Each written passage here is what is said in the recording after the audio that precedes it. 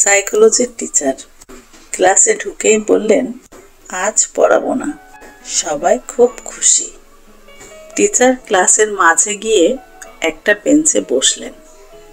বাহিরে বৃষ্টি পড়ছে। বেশ গল্পগুজব করার মতো একটা পরিবেশ।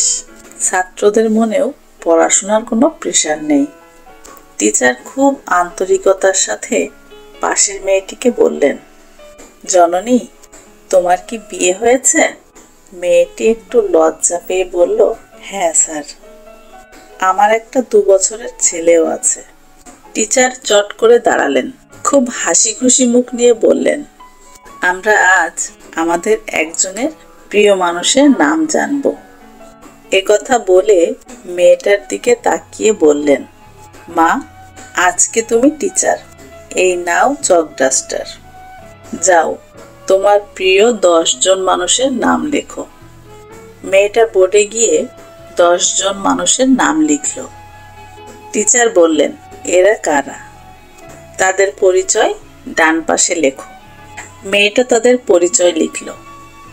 সংসারের মানুষ, পাশে 2-1 জন বন্ধু, প্রতিবেশীর নামও আছে।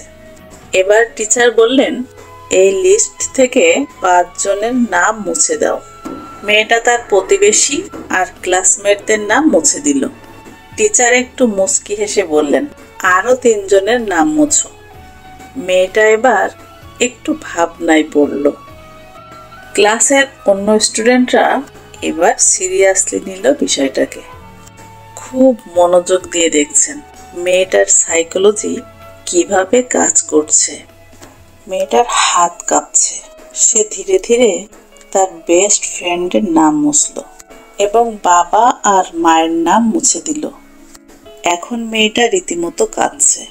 যে মজা দিয়ে ক্লাস শুরু করেছিল সে মজা আর নেই। ক্লাসের অন্যদের মধ্যেও টান টান উত্তেজনা।